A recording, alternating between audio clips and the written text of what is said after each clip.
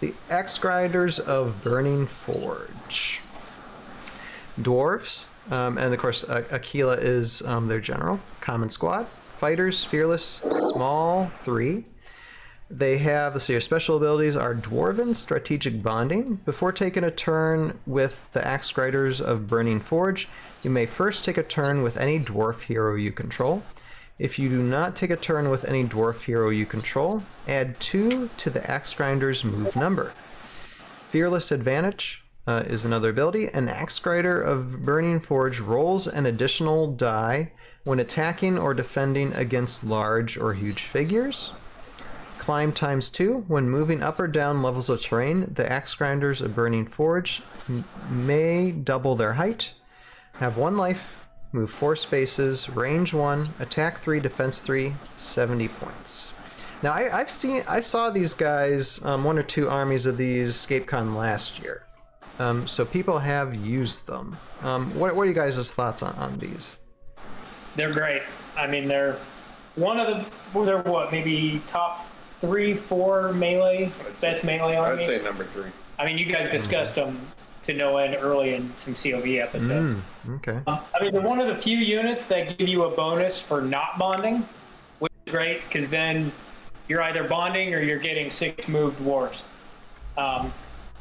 Fearless Advantage is great, because there's always lots of dragons and Q9. big figures out the Q9. Climb ×2, most tournament maps, you're not going to need that. Most times you're not going to have a height of 6 that you're coming up against. 4. 4? Yeah. Well, they can double their height. Right, but I mean, they can normally do 3. Oh, sure, yeah. So. So the climb ×2 is not really going to be a thing in most tournament maps, but yeah, I mean, they're great. I mean, 6, that's what you ran today, right? Yeah, I actually ran these today in the tournament I was in. I ran 3 squads of them without any heroes. 3 squads of Axegrinders? Part of it was the format, right? I can only put 210 points into any general.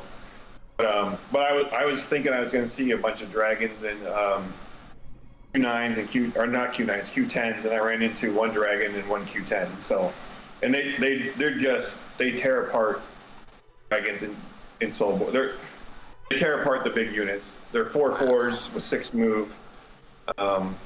They can hold their own against other things. They're not amazing. Like the orcs, the heavies, and the knights are better against other things, but against the large and huge, they just, My daughter had Nilfheim in a tournament, and I played her in like round 2 or 3, and I just tore her apart because they're just so good against dragons. Oh yeah, and they're a common squad. So yeah, you can definitely pile them on. Yeah, I didn't think about that. Yeah, Voltner says I only have 2. And hey, Joe Crazy. Okay, there's a reason why Joe Crazy isn't live with us tonight is because he's driving back from Maryland and he's got an hour drive left. Joe, it's okay, sir. We're having fun going through this stuff. You're fine. You just drive safe. I'm sure you had a blast there. And at the Maryland event. You just take care. If you want to listen to us, feel free to comment. And see, a Rogue Idealist says, I love it when the Axegrinders take down Juton. And Voltner says, I only have 2 squads. I only have 1, but yeah, I guess the only downside is they are like expensive when it comes to purchasing them. Yes. I mean, I think they're about $100 a squad, I think. I think better option probably would be 3D printed and then just paint them, or just 3D printed for proxies. Probably would be a better bet to use them. But yeah, I would say that these are A minimally A rankings. Very good, very good. All 3 heroes they bond with are very good. Yeah, let's get the bonding here. Yeah, Meagle Iron Will is probably the weakest hero they bond with, and he's still very good. Derek, Meagle, Morgrim, and there's even some like synergies with C3V. There's a few with them, but it's go ahead. Sorry. No, it's cool to say, Ken, when you say that you take 3 squads and then you just totally decimate an army with just 3 squads of them. That would be fun. I mean, I never considered playing them for ScapeCon, but I just might. I know there's ways, like, I know last year for ScapeCon, someone might have had one army's worth of them or something, and they didn't work out like they planned. But then again, I don't remember who they were up against either.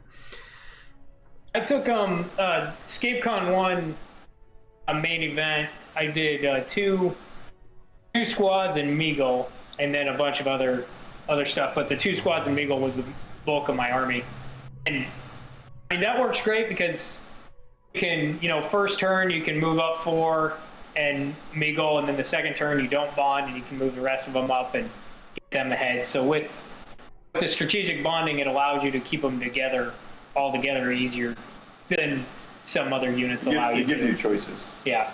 And it gives you so many choices, because then if you don't bond, like you said, then you get the 2 extra move. And, like I said, again, another very thematic army. It's a fun one if you want to play dwarves. They're good looking too. Love dwarven units. They're probably my favorite in the game, but I've only ever ended up with 2 because they're $100 a squad. Right. I get it. But yeah, I mean, if you're looking for, and the dwarves are just, I mean, they look fun. They play fun.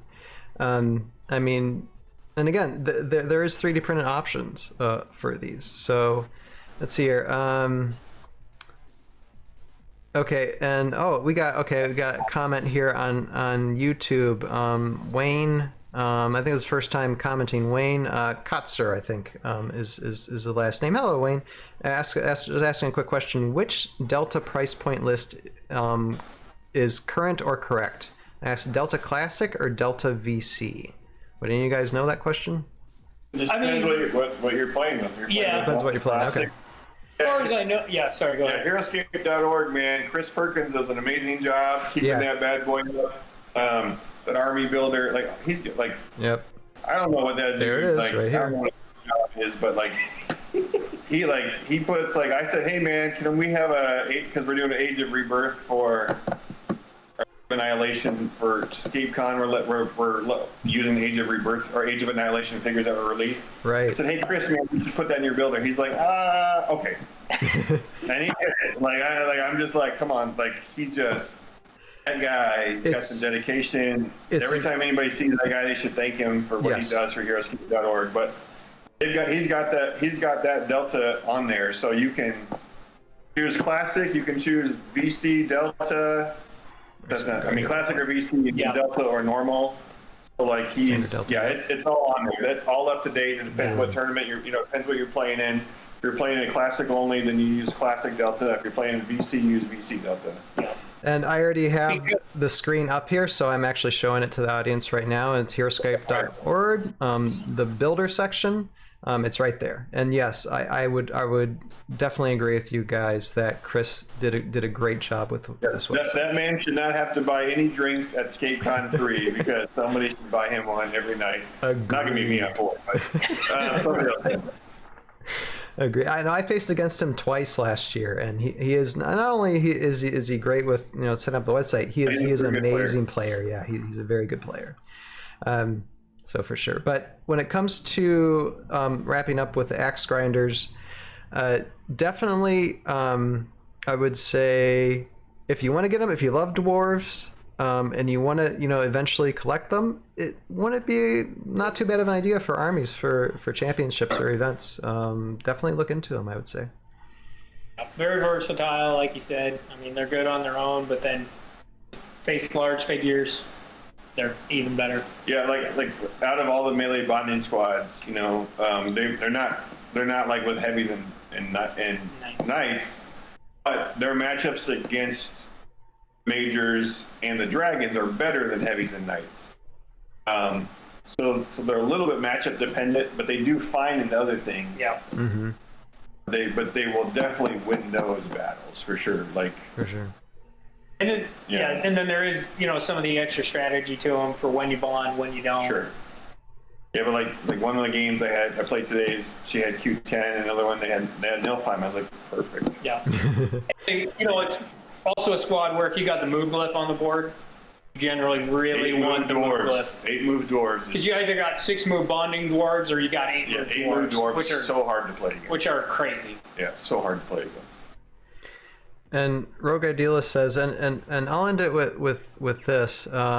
Says they're easy to print and paint if they're if their actual cost is off-putting. I have about 4 squads painted at this point. So yeah, really, I mean, and there's great 3D printers who print, and they have their websites. I mean, and I've shown those links in different videos before, to where they probably have printed them, or you can look on Etsy or whatever, and find them if you're not so much into 3D printing.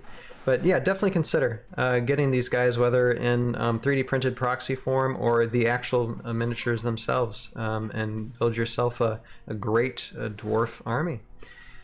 This is a squad that stinks we don't have Jeremy on, because these are one of them that didn't get an official bio, but I don't know if Jeremy ever wrote anything for it. That's one thing I'll end with. I mean, we're going to be talking about other dwarves in the future, so I'm sure we'll go back to Axegrinders and discuss. But yeah, there's no lore in the bio, so no lore in this segment.